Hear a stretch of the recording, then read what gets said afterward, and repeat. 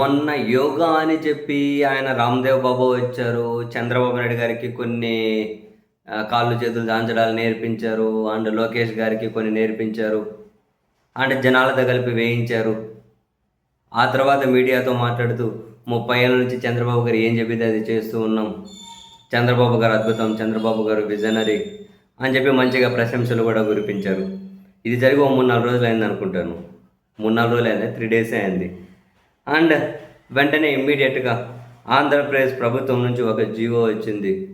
బేసిక్గా తనకు అనుకూలంగా ఉండి తనకు మంచిగా ఉన్న వాళ్ళ విషయాల్లో చంద్రబాబు నాయుడు గారు ఏమాత్రం మొహమాటానికి పోరు యాక్చువల్గా, అంటే వాళ్ళకు మేలు చేయడంలో.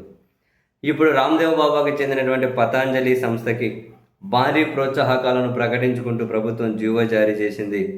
విజయనగరం జిల్లా కొత్తవలస మండలం చిన్నరావుపల్లి వద్ద 70 ఎకరాల్లో 370 కోట్లతో ఫుడ్ హెర్బల్ పార్కును పతాంజలి గ్రూప్ ఏర్పాటు చేస్తుందట.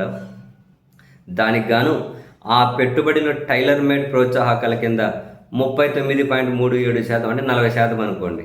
వాళ్ళు పెట్టే పెట్టుబడిలో 40% అంటే 131.41 కోట్ల వరకు ప్రోత్సాహకాల రూపంలో రాష్ట్ర ప్రభుత్వం తిరిగి ఇస్తుంది. వీటిని 5 ఏళ్ల కాలంలో విడుదల చేయనున్నట్టు ఫుడ్ ప్రాసెసింగ్ ముఖ్య కార్యదర్శి చిరంజీవి ప్రసాద్ గురువారం ఉత్తర్వులు జారీ చేశారట.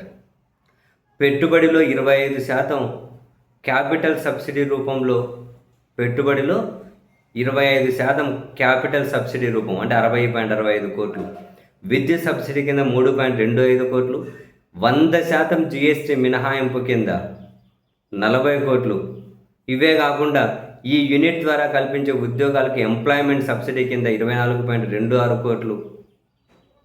ఈ విధంగా రామ్దేవ్ బాబాకు బ్రహ్మాండమైనటువంటి ప్రోత్సాహకాలు కల్పించుకుంటూ ఉత్తర్వులు జారీ చేశారు. మహానుభావులు ఊరకే రారు, ఊరకే మాట్లాడరు. పెట్టుబడి పెడితే దాంట్లో 40% రిటర్న్స్ ఇచ్చేస్తున్నారా? మాకేమన్నా వేయచ్చు కదా, మేము ఏదైనా పెట్టుబడులు పెడతాం, ఏదో ఒక దాంట్లో ఎన్నో అన్ని ఉద్యోగాలన్నీ ఇస్తాము. నీకు నాకు ఇస్తారా? ఫోటోకోసి ఇస్తారు.